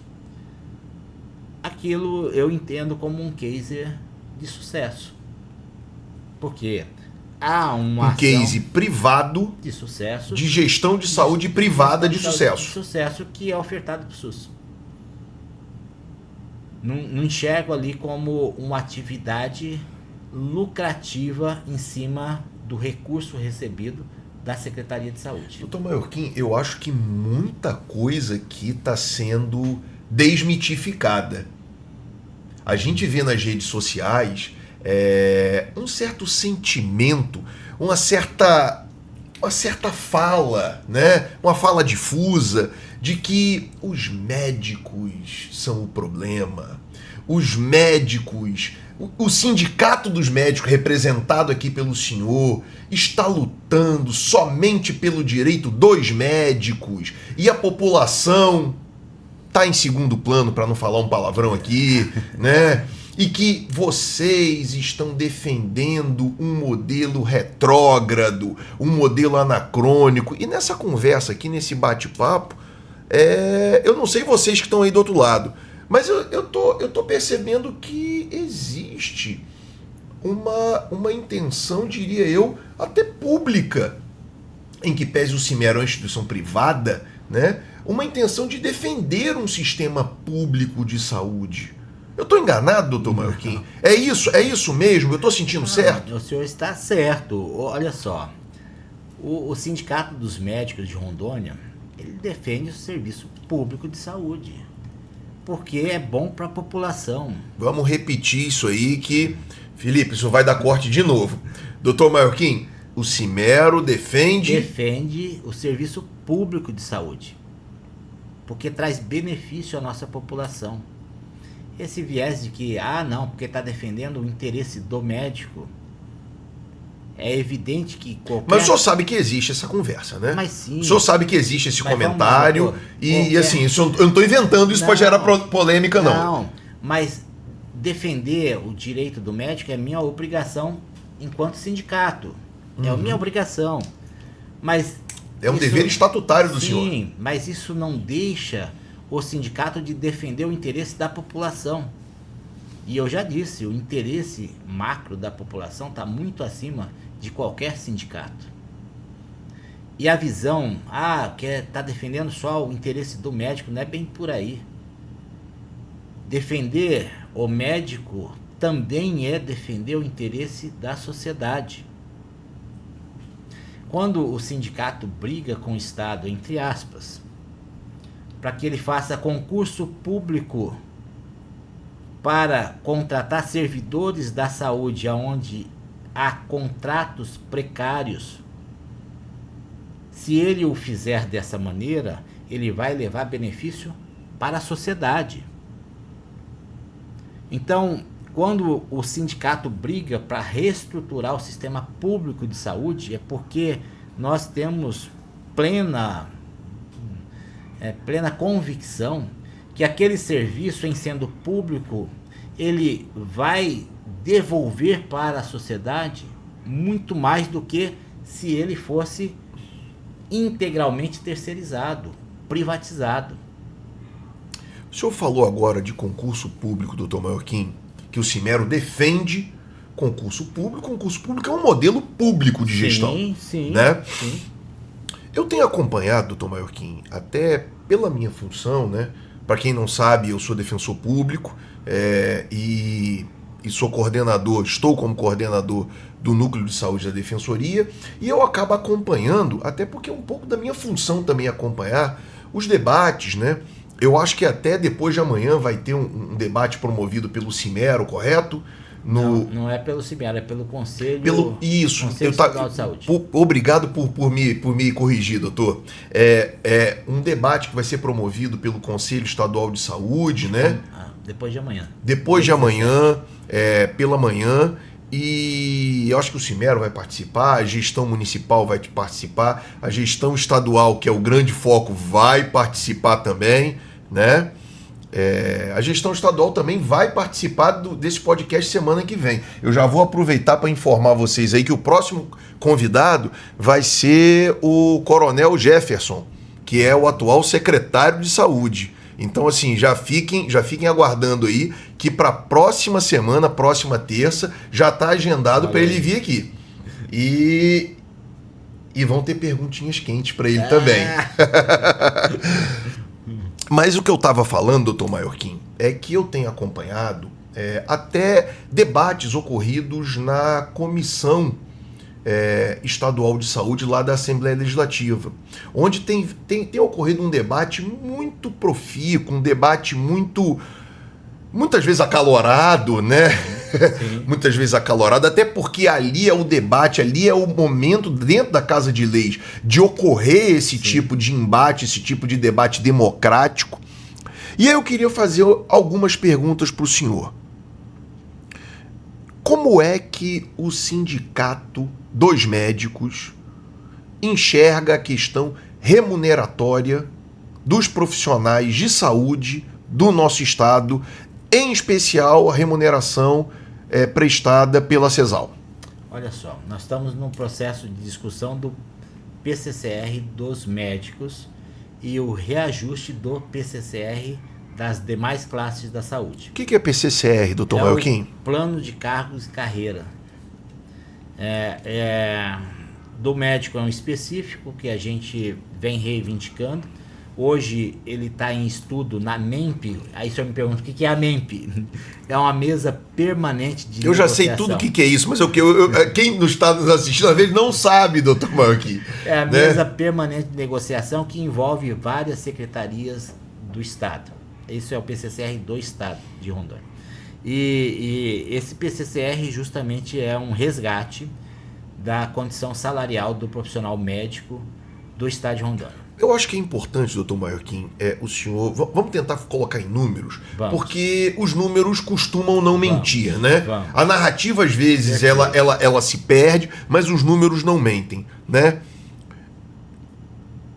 Quais foram os últimos percentuais, se o senhor lembra de cabeça, é claro, os últimos percentuais de aumento da classe médica, e eles ocorreram em que ano? Se é que houve esse reajuste. Certo. O senhor pode falar um pouco sobre isso para a população enxergar, porque existe um sentimento, doutor Maiorquim, que o médico já ganha bem demais. O médico, ele já tá rico, milionário, e ele fica querendo sangrar o Estado, a saúde pública, querendo ganhar mais. E eu queria que o senhor falasse um pouco mais sobre isso. Então vamos lá para desmistificar. Um profissional médico, doutor Sérgio, e aí vocês vão tomar susto, tá, gente? Um profissional médico que entra no Estado hoje, num concurso público, ele entra na categoria A1. O salário, o piso dele. O salário desse profissional médico que entrou no A1 é de 12 mil e poucos reais. Quando vem seus descontos, vai cair para menos de 10 mil reais. O profissional médico especialista que fez 6 anos de faculdade, fez a sua residência médica de no mínimo 3 anos, fez o concurso público e no estado de Rondônia ele sai com dinheiro no bolso dele em torno de 9 mil e poucos reais, porque tem 12 mil bruto. E qual foi a última vez, doutor Maiorquim, que ele teve aumento? Nos últimos 6 anos, em torno de 8 ponto alguma coisa por cento. E aí, pior, doutor Sérgio. Nos últimos 10 anos, os últimos 6 anos, ele só teve 8% de reposição, que não pode chamar isso de aumento, não, né? É a reposição, nós não tivemos aumento, são só reposições. A classe da saúde só teve isso. Em que pese houve por esse governo um PCCR que houve benefício para as demais classes da saúde. Que é importante reconhecer também. Perfeito, que a saúde pública não é feita só de médicos, é feita também de outros profissionais, enfermeiros, técnicos, enfim. Em que pese esses profissionais estão reivindicando uma melhoria salarial porque está muito defasado. E nós, da classe médica, estamos junto com eles também. Vocês entendem que o pleito das demais classes é justo? É correto, é justo. Também está em análise na MEMP. Na mesa permanente. Na mesa permanente. E nós estamos em discussão com o secretário estadual de saúde sobre esse avanço para ser implantado a partir do ano que vem. E aí vai a grande dificuldade, mas não tem recurso. Que é a fala do gestor lá, né, dos secretários. E é evidente que nós estamos acompanhando o crescimento do estado de Rondônia, doutor Sérgio. E nosso estado, pessoal, nós temos crescimentos asiáticos. O estado de Rondônia, independente do governo, cresce em torno de 5% ao ano. 5% ao ano. Crescimento asiático. Então, nós já conversamos com a secretária de Planejamento e com o secretário de Saúde, de Finanças. Na mesma mesa? Na mesma mesa. E nós colocamos para ele, olha, tá tudo certo, para esse ano nós não estamos pedindo mudança no orçamento, nem cabe. Mas a LOA está sendo discutida agora. Nós estamos debatendo aqui, eles estão fazendo a LOA. A LOA, pessoal, é a Lei Orçamentária Anual. É como se fosse uma lei de previsão. Olha, o que a gente vai gastar no ano que vem, correto? Correto. E para o ano que vem, eu fiz a proposta na MEMP para eles colocarem o crescimento vegetativo do estado de 5% para a saúde. No orçamento global da saúde. Não salarial dos médicos, mas sim investimento global na saúde. Porque dá para o secretário de saúde orçamento necessário para ele cumprir essa solicitação dos profissionais de saúde que são justas. Ninguém está pedindo salário milionário, não é nada disso. É um ajuste coerente com o que ganha, a média do que ganha os profissionais da região norte. Nós não estamos pedindo nada mais do que isso. Que é justo para a gente ganhar o que ganha em média. O nosso estado está pagando menos do que o... Pior. Nós somos o estado que mais... que pior tem em relação a salário da região norte. Quando pega Acre, Amazonas, pega Roraima, quem o senhor pegar aí, nós estamos lá embaixo. E eles estão sensíveis. Eu não sabia disso. Por isso que não consegue contratar um médico especialista para a rede do SUS, aqui em Rondônia. E aí falta para Dona Maria lá na ponta. Aí falta para Dona Maria na ponta. É mais ou menos por aí. Então, eles estão sensíveis a isso e nós já provocamos a Bia, a secretária de Planejamento, olha, nós não queremos para agora, ninguém está com faca no pescoço do governador exigindo que mude o salário próximo mês.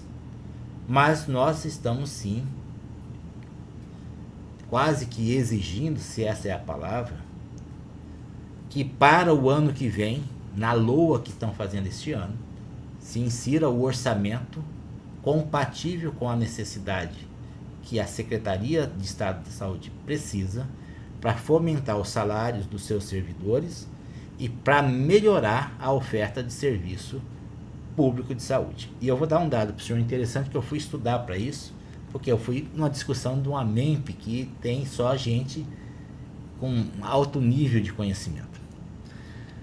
O estado de Rondônia é o estado que menos investe em saúde pública dos estados da região norte. O Amazonas, aqui do lado, está chegando próximo de 20% do orçamento. Próximo não, mais de 20%. O Acre, quase 18%. Rondônia briga para chegar a 14%.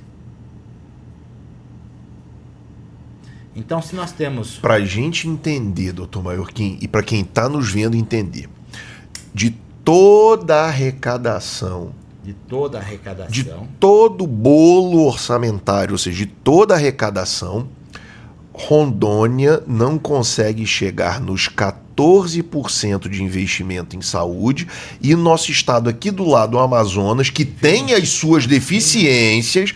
Acima de 20%. Está investindo acima de 20%. Acima de 20%. Tá. Importante o povo saber disso. É importante. Então, são dados que envolvem política, interesse do gestor macro em realmente melhorar a saúde da população. Não se faz saúde sem recurso.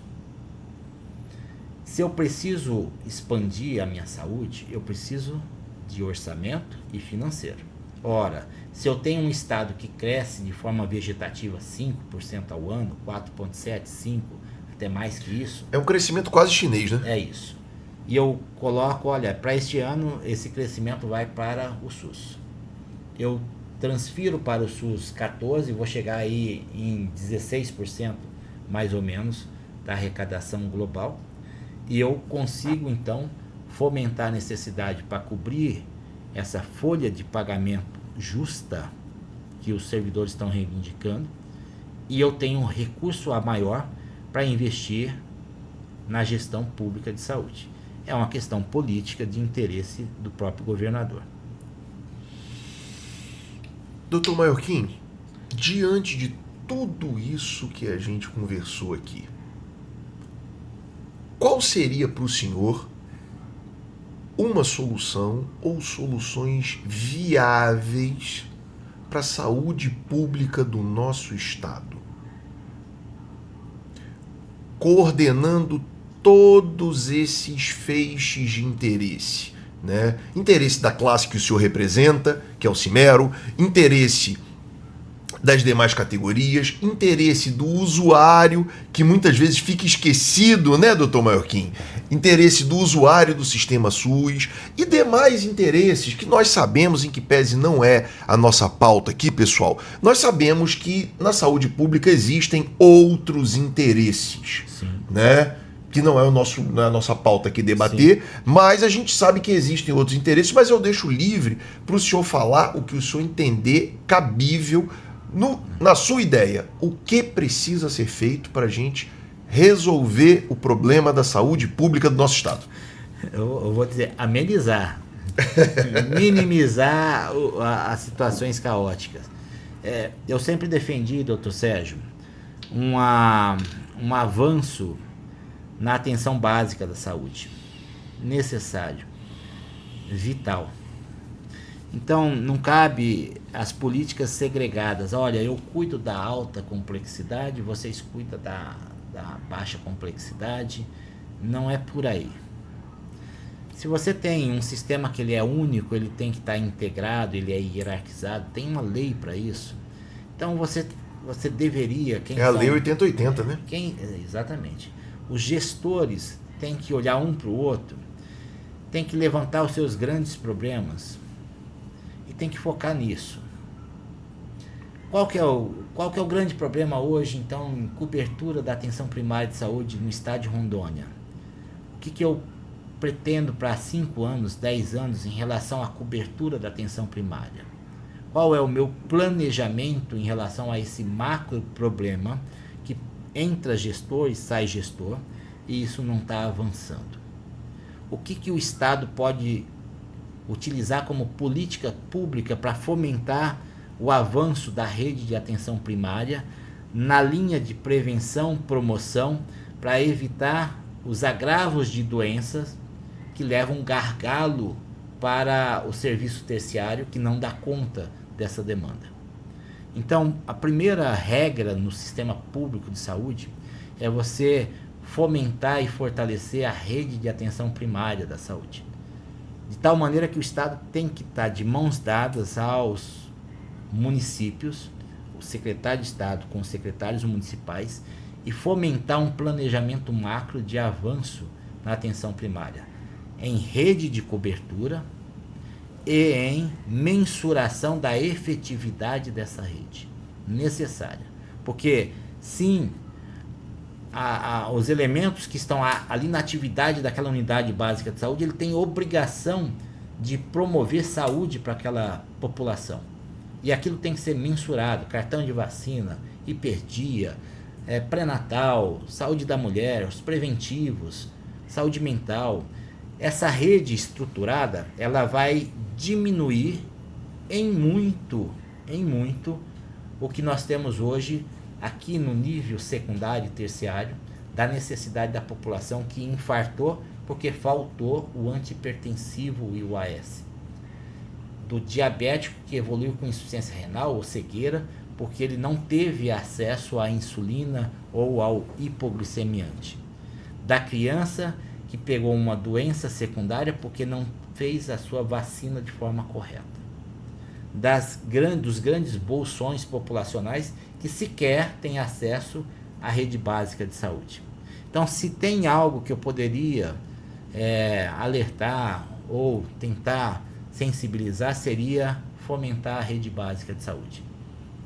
Não é o pronto-socorro João Paulo, em que pese tem a necessidade. Mas a rede básica de saúde é o que dá sustentabilidade a uma boa condição de melhoria estrutural. E depois disso, aí sim, começar a visualizar os agravos que essa rede vai trazer para o serviço secundário. Olha, eu tenho, mesmo estruturando, um volume de pacientes que precisa de uma visão aqui de foco na cardiologia, na nefrologia, na neurocirurgia.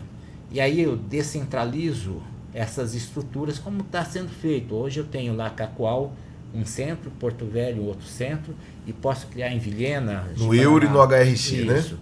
Nós podemos criar essas estruturas macros. Mas eu estou com uma pergunta aqui, doutor, aqui na ponta da minha língua. Mas a rede de atenção primária, doutor, obrigatoriamente com o Estado, a Secretaria de Estado de Saúde, de mãos dadas, criando políticas macro. Eu vou dar um exemplo para o senhor. Já foi criado no estado de Rondônia um case fantástico, que era uma licitação guarda-chuva, licitação guarda-chuva que serve para todo mundo, tá, gente? Que o Estado fazia por 52 municípios, de medicamentos e insumos para toda a rede de atenção básica de saúde e hospitais de pequeno e médio porte. De tal maneira que quando você faz esse processo licitatório macro, para todos os 52 municípios, o custo da dipirona cai em 50%. E a empresa que ganhou dipirona... Você ganha em volume, né? Ganha em volume. E a empresa que ganhou a venda ali da dipirona, ela obrigatoriamente vai entregar de forma trimestral, na época era assim, trimestral para os 52 municípios. Então ela faz uma carga de dipirona e entrega dipirona e outros medicamentos que ela ganhou na venda para os 52 municípios, de forma que aquela unidade básica de saúde vai estar assistida com medicação para criança, para o idoso, para dor, para hipertenso, para diabético. E aquela unidade básica de saúde, ela de fato ela tem efetividade no seu território. São políticas públicas de saúde. O senhor mencionou aí, doutor Maiorquim, e eu não posso deixar de perguntar. Para o senhor, como médico, cirurgião vascular, atual presidente do Cimero, o João Paulo, o Hospital João Paulo, é um problema ou não? O Hospital João Paulo II é a maior estrutura de urgência e emergência do estado de Rondônia. Nós temos um grave problema crônico no João Paulo II, estrutural, de ambiência física, de enfermarias, número de leitos, número de salas cirúrgicas, pelo volume que ele recebe na porta num final de semana, e ele não tem espaços, ambiente suficiente para assimilar esse volume de gente. Então é um problema a estrutura física do pronto-socorro João Paulo II. Se nós tivéssemos um grande pronto-socorro de 300, 400 leitos, com os mesmos servidores ali dentro, com novos concursos públicos para melhorar o volume de servidores necessários para diminuir plantões extras, contratos precários emergenciais, aquela estrutura é fantástica, salva vidas. Se eu ou o senhor tivermos um acidente, ou qualquer um de vocês que estejam nos assistindo, em uma via pública, o melhor local para você ter uma assistência integral de várias especialidades simultaneamente é o pronto-socorro João Paulo II, em que pese ter gente no corredor e às vezes no chão, porque a estrutura física é deficitária. Então, o problema é a estrutura física do pronto-socorro. Tem uma grande discussão que isso aí cada um fala uma coisa, eu tenho a minha ideia, mas eu quero ouvir a ideia do senhor, doutor Maiorquim. Para o senhor, a solução é construir mais unidades ou a solução é gerir melhor o que já se tem, fazendo adaptações e privatizando, terceirizando no que a gestão pública não conseguir resolver? Em relação ao pronto-socorro, é isso que o senhor está me perguntando? Sim. Tá. Em relação ao pronto-socorro, necessariamente precisa de uma estrutura mais robusta. Apesar de ter... Mais espaço. Mais espaço. Apesar de ter criado o Euro em Cacoal, com mais de 100 leitos de UTI e tudo mais, e ter segurado em Cacoal uma demanda que vinha via ambulância para o João Paulo II, não foi suficiente. A população cresce, o estado cresce. Nós temos um índice de violência muito alto no trânsito, violência direta, ferimento de arma de fogo, arma branca, violências mesmo aqui no nosso estado. Tem várias situações que podem minimizar. É evidente que o que você tem que gerir bem. Então, o João Paulo II, doutor Sérgio, as pessoas olham, o pronto-socorro tem 130 leitos, 140, vamos dizer 140 apertadinho ali, indo para o corredor. Mas por trás do João Paulo II tem o Santa Marcelina com mais 100 e poucos leitos, que recebe paciente do João Paulo. Tem o Hospital de Base com mais de 200 leitos, que recebe paciente do João Paulo. Tem o Hospital de Retaguarda, o antigo Regina Passes, com 110 leitos, mais ou menos, que recebe paciente do João Paulo. Tem a estrutura do Sandi, que o senhor conhece, com mais de 200 pacientes em domicílio, advindo do João Paulo, que melhorou, que estabilizou, e aí sai do João Paulo e está fazendo uma internação domiciliar. Internação domiciliar. Só aí nós já contamos, vai vendo, 100 e pouco do Santa Marcelina. Nas minhas contas, uns 600. Nós temos uns 800 leitos de retaguarda por trás da porta de entrada do João Paulo. O grande problema é que num final de semana entra 60 pacientes que vão ficar internados no João Paulo, e o João Paulo só tem 140 leitos com pacientes lá dentro, sendo nessa engrenagem, sendo encaminhado para lá, para cá, e isso não contém, essa porta de entrada não contém esse volume. Então o João Paulo, ele é um palco, um cenário de guerra constante. Para minimizar isso, eu preciso de uma estrutura mais robusta que consiga assimilar esse volume de porta. Mas eu posso e devo trabalhar outros vetores de força que minimiza a entrada de pacientes dentro do João Paulo II de forma preventiva. Vou dar exemplo. O paciente que entra infartado no João Paulo, que poderia não ter entrado se tivesse na atenção primária uma boa estrutura de prevenção. Atenção primária, leia-se UBS, Unidade UPA, Básica de Saúde. enfim, e Programa Saúde da Família. Sim, é o paciente que está bem controladinho a sua pressão, que está bem orientado e que não vai infartar pela falta do antihipertensivo. O paciente advindo do trauma dos acidentes de trânsitos irresponsáveis. Se eu faço uma operação lei seca no final de semana, diminui, isso é estatístico de alguns anos atrás, diminui na porta do João Paulo II em torno de 30% dos pacientes advindo do trauma. Então é um vetor que ele é paralelo, é um vetor social, que eu tenho saúde, está trabalhando com a Polícia Militar, com o Detran. Ora, é uma interseccionalidade entre... Então eu teria que ter todo final de semana, sexta, sábado e domingo, operações lei seca na cidade. Porque uma operação lei seca, ela tem um custo para o Estado. Porque eu vou ter policiais, militares, viaturas e tal. Mas seguramente 3 pacientes, não mais que isso, que são advindos de um acidente grave, prevenível, evitável, que entra no João Paulo II, que vai precisar de um neurocirurgião de 40 a 50 dias de leito de UTI, de 4, 5, 6 procedimentos, do ortopedista, do cirurgião geral. Isso quando a vida não é perdida, né? Quando a vida não é perdida.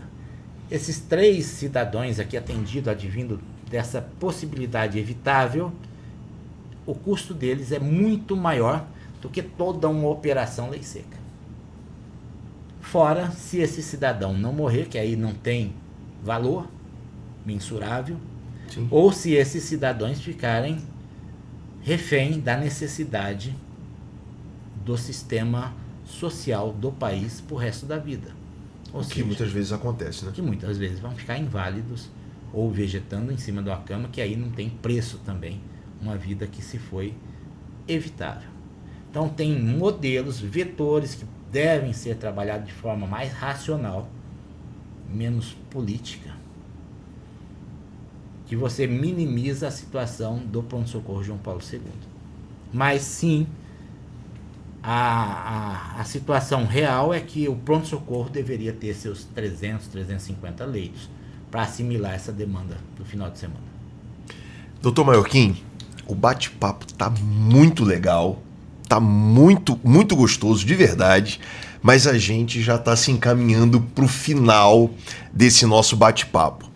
Eu queria aqui deixar, como sempre deixei aqui desde o início, o microfone aberto para o senhor, já o convidando para próximos episódios. Eu sinto que o senhor tem muito a nos dizer, muito a contribuir, mas eu queria agora, meu amigo, deixar o microfone com você para você fazer de maneira livre as suas considerações finais, sempre falando algo sobre o tema desse nosso bate-papo de hoje, que foi a privatização da saúde.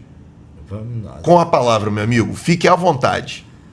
Bom, é evidente, eu acho que ficou claro que nós, eu digo o sindicato médico, tem um posicionamento em relação à privatização, à terceirização. Nós temos este entendimento que foi aqui veiculado. Acreditamos no SUS público. Entendemos que o SUS é uma política pública que tem que ser defendida por todos, principalmente por nós médicos. Acreditamos sim e atuamos de forma muito proativa como profissionais na área de saúde. Os médicos sempre atuam ajudando o sistema público de saúde. Acreditamos que o modelo pode melhorar de forma continuada. Entendemos que terceirização e privatização podem acontecer dentro do limite razoável e daquilo que não é para substituir a incompetência, mas sim a necessidade de algo que o Estado não alcança. Acreditamos que se tiver uma boa máquina pública funcionando de forma coerente, a maioria dos serviços sendo executado por servidores públicos, o custo é muito menor e o volume de entrega para a população é muito maior. Temos que ter eficiência em gestão, em que pese alguns possam estar defendendo uma terceirização ou uma privatização integral. De tal maneira que eu deixo aqui um abraço a todos, continuamos disponíveis a qualquer discussão nesse nível e entendemos que essas discussões são saudáveis e traz melhoria para a nossa população. Um abraço a todos, foi um prazer, Dr. Sérgio, estar no primeiro podcast Direito e Saúde, e sempre que o senhor nos convocar, nós vamos estar aqui para discutirmos qualquer tema nessa área. Doutor Maiorquim, eu que agradeço a sua presença, agradeço a vocês também que estão nos vendo, que estão nos ouvindo, nos assistindo, nos aturando, e contem sempre aqui com o podcast Direito e Saúde para a gente ficar debatendo esses temas tão importantes, tão caros, tão importantes, né, Maiorquim, para a saúde aqui do nosso estado. Tá ok, pessoal? Um abraço, muito obrigado a todos vocês. Tchau, tchau.